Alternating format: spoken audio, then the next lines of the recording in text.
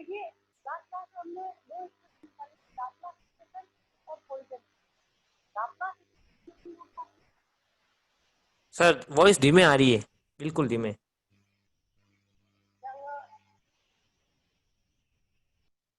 देखो last class में हमने लाप्लास समीकरण और दूसरी कौन सी समीकरण पढ़ी थी?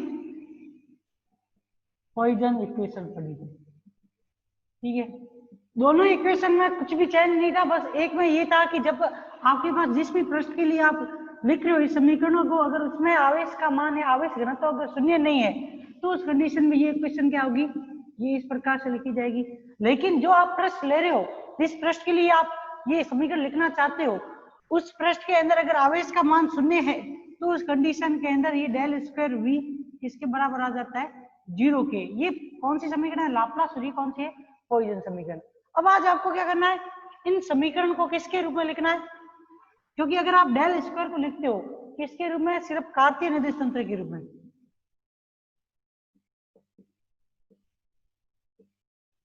तो उस कंडीशन में ये डेल स्क्वायर किसके बराबर आ जाता है, del square upon del x square plus del square upon del Y square plus del square upon del z के स्क्वायर के रूप में। अब आपको क्या करना है, इसी इन्हीं इक्वेशंस को किसके रूप में, एक तो गोलीय निर्देशांकों के रूप में, जो कि क्या क्या क्या होते हैं, आर थीटा एंड फाई होते हैं, और किसके रूप में लिखना है, बेलनाकार निर्देशांकों के रूप में।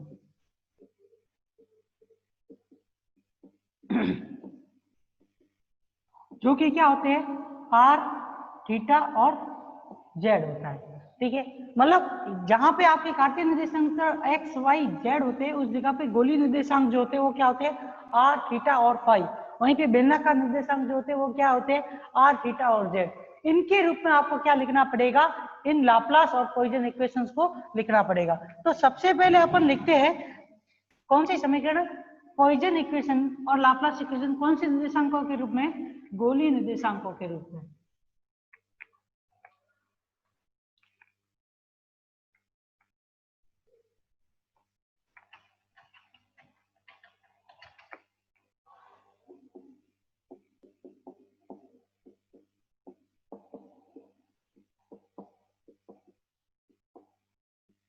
आर थीटा एंड फाई में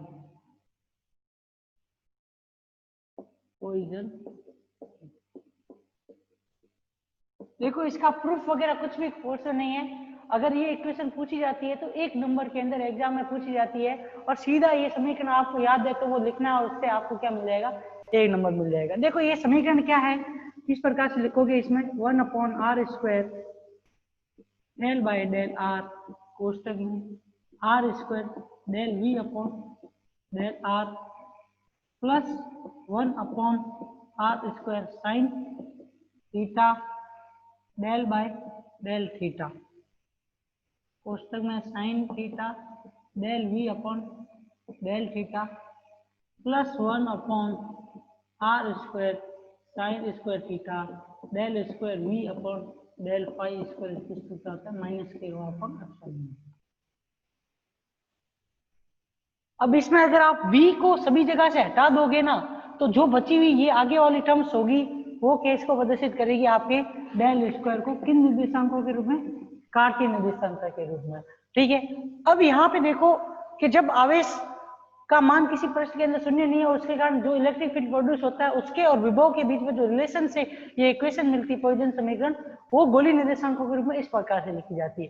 अगर उसी पृष्ठ में, जिस पृष्ठ के अंदर आपने इलेक्ट्रिक फील्ड और पोटेंशियल के बीच में आपने रिलेशन निकाला है, उसके अंदर अगर आवेश का मान अगर शून्य हो या घनत्व क्या हो जाए, जीरो हो जाएगा, तो उस कंडीशन के अंदर लाप्लास समीकरण क्या होगी,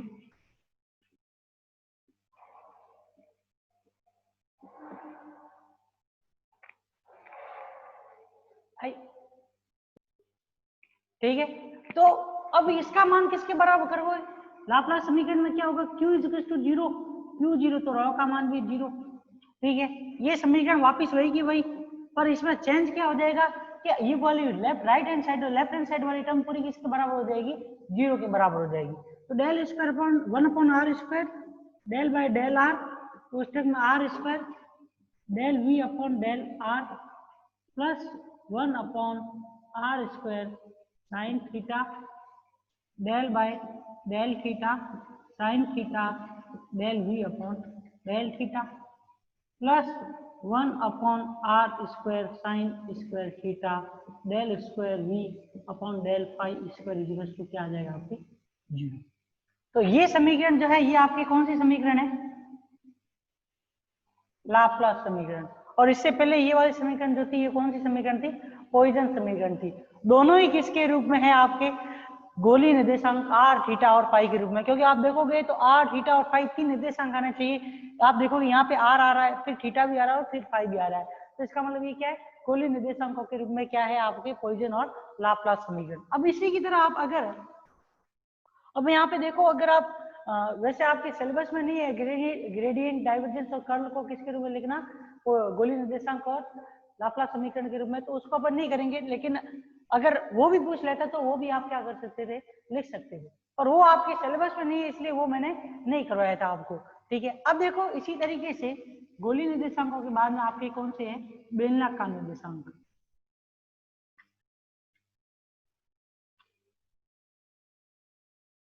ठीक है, सेकंड जो है आपके वो क्या है? बेलनाकार निर्देशांकों के रूप में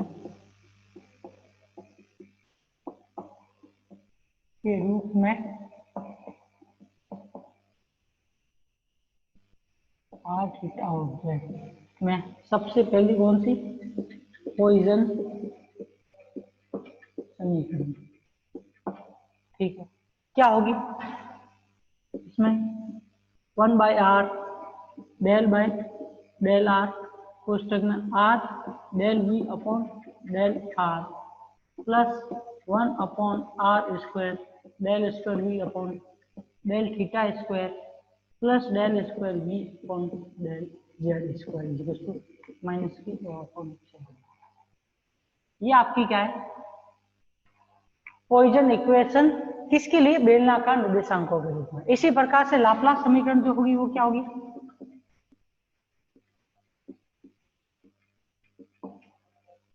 वो क्या होगी? 1 by r del r del we upon del are plus 1 upon are square we upon del theta square del square we upon del Z square किसके बराबर हो जाएगा? 0 के। ये कौन सी समीकरण हो गई? लाप्लास समीकरण। इन चारों समीकरण को आपको याद रखना है, क्योंकि ये चार समीकरण कभी कभार पूछ लेता है कि पॉइसन समीकरण के अंदर पोटेंशियल का मान निकालना पूछ लेता है, या फिर इस समीकरण को प्रूव करने के लिए भी पूछ ले। प्रूफ तो पूछेगा नहीं, पर एक नंबर के अंदर इसके ऊपर तो हमेशा कभी कभार तो क्वेश्चन बन ही जाता है। क्योंकि सिंपल सी एक इक्वेशन होती है पर थोड़ी लंबी होती है, उस वजह से आसानी से याद नहीं हो पाती। पर फिर भी ये समीकरण आप लोगों को आनी चाहिए, चारों समीकरण, क्योंकि सबसे इंपॉर्टेंट है। क्योंकि एक नंबर का क्वेश्चन जो होगा वो तो यहाँ से बनेगा, या तो यहाँ से बनेगा, नहीं तो फिर डेफिनेशन से बनता ही है। पर ये समीकरण चारों आपको क्या है? याद होनी चाहिए। ठीक है, अब देखो, अब आज आपके आ जाती है ग्रीन प्रमेय। ग्रीन प्रमेय बोलो, ग्रीन समीकरण बोलो, दोनों ही एक ही बात है, उसमें कोई भी फर्क नहीं पड़ेगा।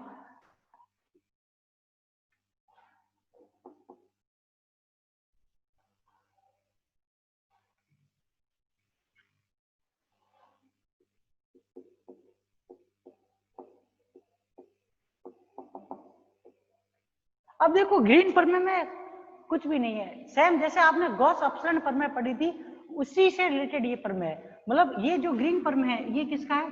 गॉस अपसरण प्रमेय का ही क्या एक उपप्रमेय है। इसकी सहायता से भी आप क्या कर सकते हो? इसकी सहायता से भी आप किसी भी वेक्टर क्वांटिटी के पृष्ठीय समाकलन को उसके कल के रेखीय समाकलन के रूप में चेंज कर सकते हो। ठीक है ना? या फिर आप ये कह सकते हो कि ये जो इसकी जो समीकरण है उसकी सहायता से आप गॉस अपसरण प्रमेय का भी क्या कर सकते हो? को भी ज्ञात कर सकते हो। सेम वही की वही समीकरण है, इसमें भी पृष्ठ समाकलन और आयतन समाकलन यूज होगा। मतलब आप इसका यूज भी आप क्या कर सकते हो? पृष्ठ समाकलन से आयतन समाकलन में बदलने के लिए कर सकते हो। पर यहाँ पे थोड़ा सा चेंज ये होगा कि ये समीकरण जो होगी वो अदिश राशियों से ज्ञात की जाती है। अदिश राशियों का ग्रेडियंट लेके उसको किसके रूप में, वेक्टर के रूप में बदल के फिर उसका क्या किया जाता है, पृष्ठ समाकलन को किसमें बदला जाता है, आयतन समाकलन के अंदर बदला जाता है। अब देखो इसका स्टेटमेंट है, थोड़ा सा वो लिख लीजिए। यदि फाई व साइन दो अदिश क्षेत्र है जो कि दिए हुए क्षेत्र में क्या है, सतत एवं अवकलनीय है।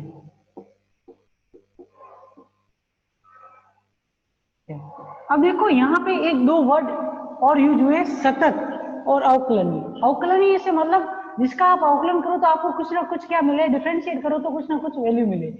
सतत से मतलब उसकी वैल्यू कंटिन्यूअस है, कहीं पे डिसकंटिन्यूअस नहीं हो रही, जैसे कि ऐसे चल रही है एक कोई भी लाइन तो ये कंटिन्यूअस है, मतलब इसमें किसी प्रकार कोई चेंज नहीं हो रहा। आप साइन के फंक्शन को देखोगे तो कंटिन्यूअसली चलता रहता है, ठीक है, कभी फिनिश नहीं होता है, मतलब कंटिन्यूअस सतत रूप से उसके मान में किसी प्रकार कोई परिवर्तन ना हो, कंटिन्यूअसली उसकी वैल्यू में कोई चेंज नहीं होता है, तो वो कैसी वैल्यू कहलाती है, सतत वैल्यू कहलाती है, ठीक है। अब देखो सतत तो होना ही चाहिए, साथ में कैसा होना चाहिए, अवकलनीय, मतलब आप उसका अवकलन करो तो आपको कुछ ना कुछ उसका मान प्राप्त हो तो ही क्या कर सकते हैं, ऐसे ही फंक्शंस के लिए हम क्या कर सकते हैं, ग्रीन प्रमेय का यूज कर सकते हैं, अदरवाइज हम ग्रीन प्रमेय का यूज नहीं करेंगे।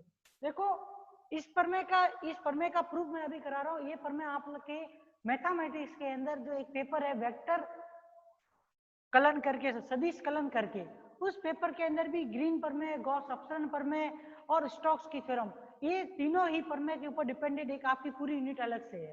तो यहाँ पर अगर ये प्रमेय समझ में आ जाएगी, याद हो जाएगी, तो फिर वहां पे उसको करना और भी सरल हो जाएगा, क्योंकि मैथमेटिक्स में ग्रीन प्रमेय, गॉस प्रमेय या स्टोक्स की प्रमेय के ऊपर से हमेशा एक नंबर का क्वेश्चन, सॉरी एक नहीं, एक उसके अंदर डेरिवेशन पूछा जाता है प्रमेय का, ये आपको ध्यान रखना है, ठीक है। सतत एवं अवकलनीय है तो ग्रीन के प्रमेय अनुसार या ग्रीन के अनुसार जो समीकरण होगी इसकी प्रमेय की वो क्या होगी, v phi del square sign plus del vector phi dot del vector v psi dv is equal to s phi del vector psi dot ds। एक तो ये समीकरण है, दूसरी इसी के अंदर से समीकरण निकलेगी, वो क्या होगी, v phi del square psi minus phi del square phi dv is to s phi del vector psi minus psi del vector phi ds। अब देखो आप बुकों में, इस बुक में तो नहीं लिखा हुआ है, पर जब आप किसी भी बुक में अगर इस प्रमेय को देखोगे ना तो वहां पे आपको मालूम है डेल स्क्वायर के ऊपर तो कभी वेक्टर का साइन नहीं आएगा, क्योंकि डेल स्क्वायर जो होता है वो क्या होता है, del vector dot del vector के डॉट प्रोडक्ट से आता है, ठीक है, इस वजह से इसके ऊपर तो वेक्टर का साइन नहीं आएगा। पर आप देखो बुकों के अंदर कहीं पे भी डेल वेक्टर के ऊपर वेक्टर साइन नहीं लगाया हुआ ग्रीन प्रमेय में, तो कोई फर्क नहीं पड़ेगा आप लगाओ या नहीं लगाओ, क्योंकि आपको मालूम होगा कि डेल वेक्टर जो होता है उसका मान क्या होता है, I cap del by del X plus J cap del by del Y plus K cap del by del Z होता है, इतना आपको ध्यान रखना है।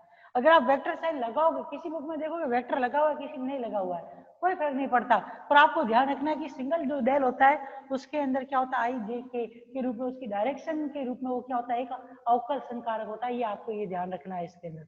अब देखो इसका प्रूफ,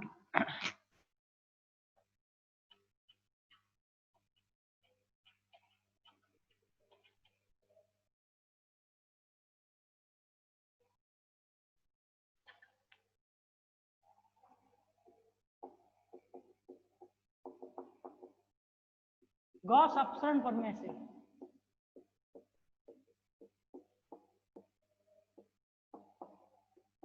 से हमने क्या पढ़ा था कि ये जो S A vector dot D S vector जो होता है वो किसके बराबर होता है, v del vector dot A vector dv के।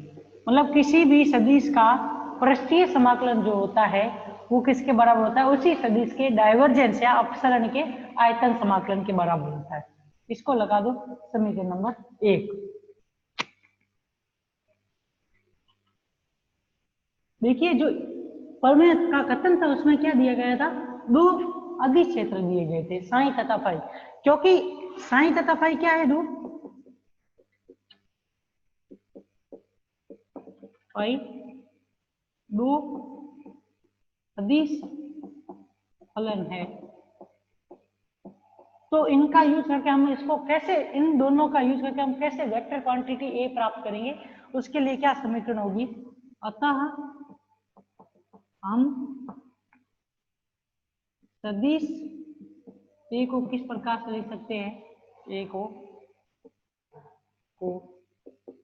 निम्न प्रकार से व्यक्त कर सकते हैं। देखो क्या इक्वेशन मिलेगी इसके अंदर इक्वेशन जो आएगी ए वेक्टर को शो करने के लिए वो किस प्रकार से लिखी जाएगी, फाई डेल वेक्टर साइन।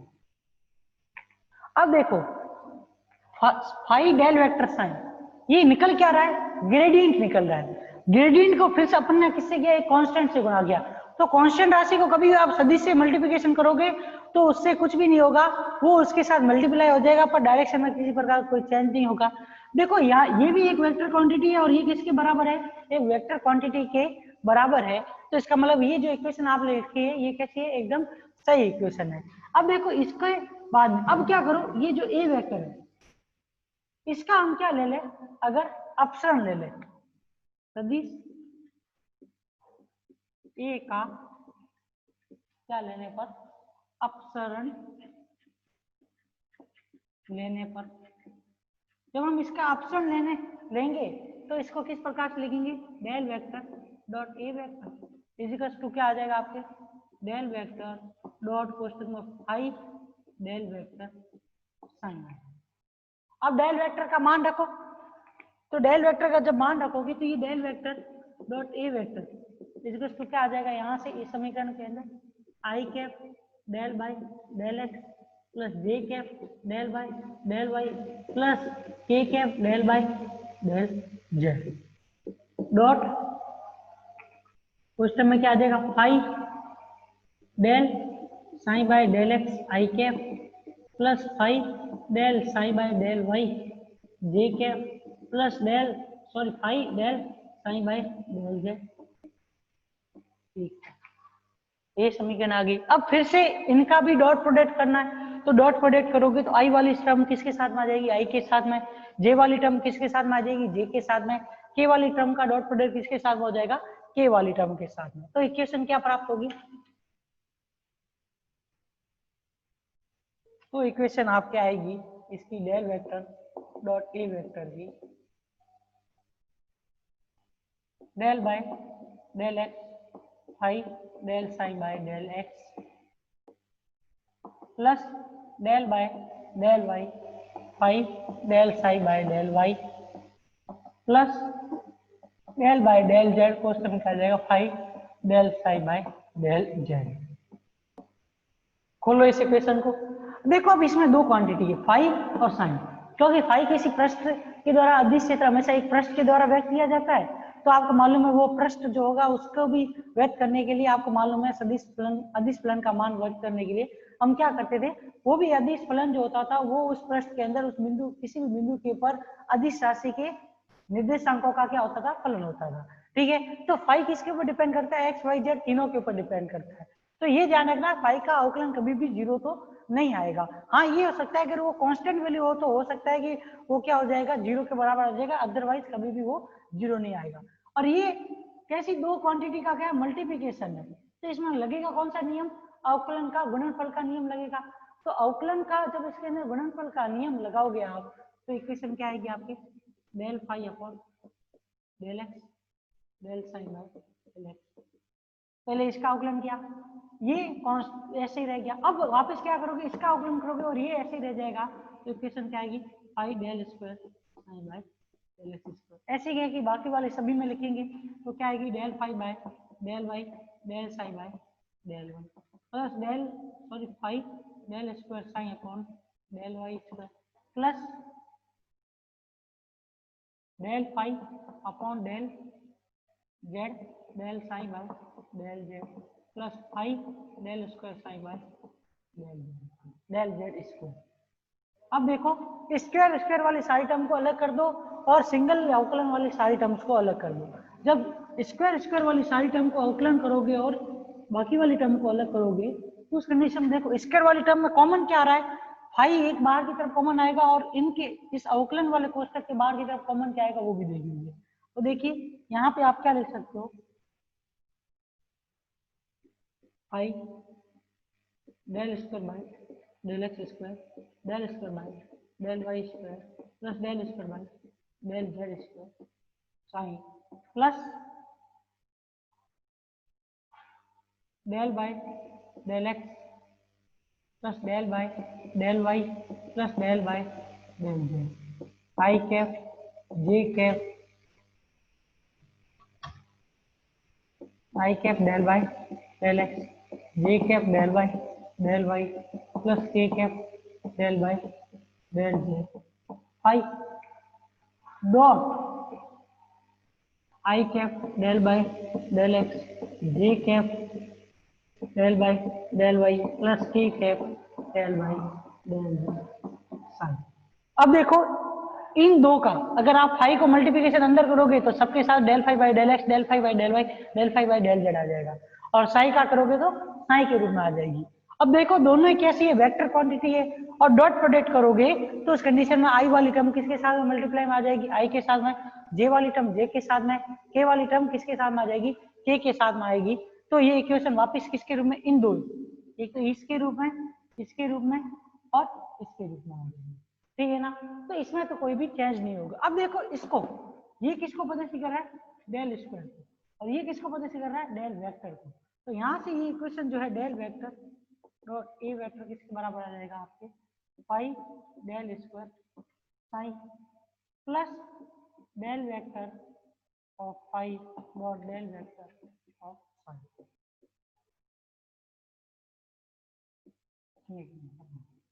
अब क्या करो इक्वेशन नंबर 2 से और आपको जो ए का मान आपने लिखा था उन दोनों को ए वेक्टर का मान जो हमने क्या लिया था phi del vector of psi ये मान लिखा था इसको नंबर लगा देना आप ए और ये दो। अब आप क्या करोगे इक्वेशन नंबर 2 तथा इक्वेशन नंबर ए से किसका मान रखोगे इन दोनों का मान किस में रखोगे इक्वेशन नंबर 1 में रखने पर। अब क्या करेंगे इक्वेशन नंबर 2 एंड 3 से मान किस में रखने पर मान इक्वेशन नंबर 1 में रखने पर ए और 2 से तो मान ए और 2 से उसमें रखोगे तो इक्वेशन जो आएगी गॉस अपटन के नियम वाले से वो क्या आएगी S phi del vector psi D S vector इजिकल्स to क्या आ जाएगा आपको V phi del square sign plus del vector phi dot del vector sign.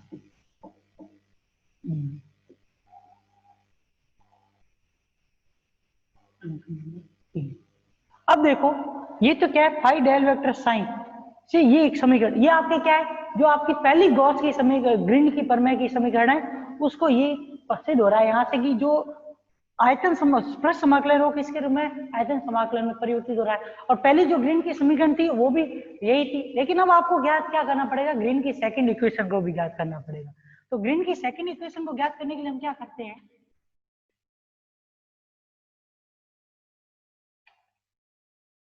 Equation number A में फाई तथा साई को परस्पर क्या करने पर प्रतिस्थापित करने पर अगर आप इसको परस्पर प्रतिस्थापित करेंगे तो उस कंडीशन में ए वेक्टर किसके बराबर आ जाएगा psi del vector of phi के बराबर आएगा ठीक है ए वेक्टर बराबर psi del vector of phi के बराबर आएगा।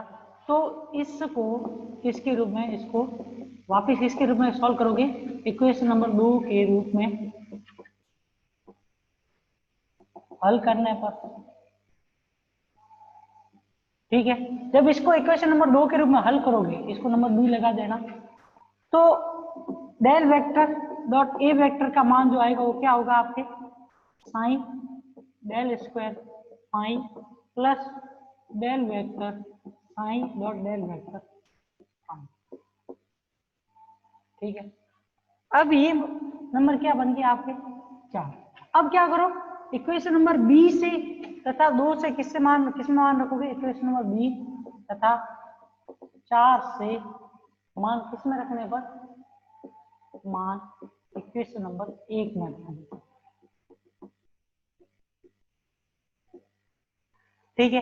रखिए, तो क्या वैल्यू आएगी, S psi del vector phi dot D S vector equal to क्या आ जाएगा आपके, V psi del square phi plus del vector psi del vector phi D.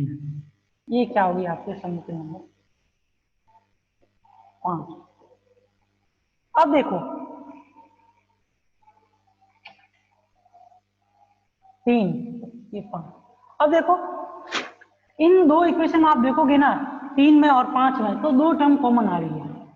एक तो del vector phi dot del vector psi, आप इसको इस प्रकार से लिखो या फिर इसको इस प्रकार से del vector psi dot del vector phi लिखो। दोनों ही सदिशों का मान, आप अदिशों का मान आपने चेंज नहीं किया है, लेकिन अगर इनका डॉट प्रोडक्ट आप आगे पीछे करोगे तो उस वजह से इनमें किसी प्रकार का कोई चेंज नहीं होगा और हमेशा उनसे प्राप्त होने वाला मान क्या होगा, समान होगा। अब क्या करो, इस इक्वेशन नंबर 3 में से आप किसको घटा दो, 3 minus equation number 5। Equation number 3 में से जब आप इक्वेशन नंबर 5 को घटाओगे तो समीकरण क्या आएगी, S phi del vector psi minus psi del vector phi dot D S vector, ठीक है। इस टू क्या आ जाएगा, V phi del square psi minus psi del square phi.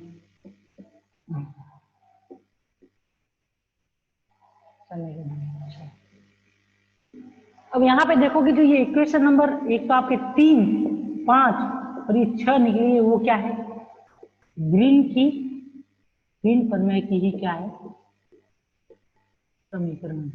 और एक प्रकार से आप देखोगे तो यहाँ पे वेक्टर क्वांटिटी जो है वो किसके, वेक्टर क्वांटिटी का पृष्ठीय समाकलन किसके रूप में बदल रहा है, आयतन समाकलन के रूप में बदल रहा है। इससे भी ये भी सिद्ध होता है कि ये जो प्रमेय है किसकी ऊपर में है, गॉस प्रमेय की ही ऊपर में है, गॉस अपसन प्रमेय की ऊपर में है। अब देखो इसका भी आप प्रूव कर सकते हो, गॉस प्रमेय को इससे भी आप निकाल सकते हो, पर शायद वो आज पूरा नहीं हो पाएगा। छोटा सा ये मतलब ज्यादा नहीं, आपके 4-5 स्टेप का या फिर आप ये कह सकते हो ज्यादा से आधा पेज का डेरिवेशन है, वो हम क्या कर लेंगे नेक्स्ट क्लास में कर लेंगे, और साथ में थोड़ा सा सेकंड यूनिट को भी क्या कर लेंगे, स्टार्ट कर लेंगे।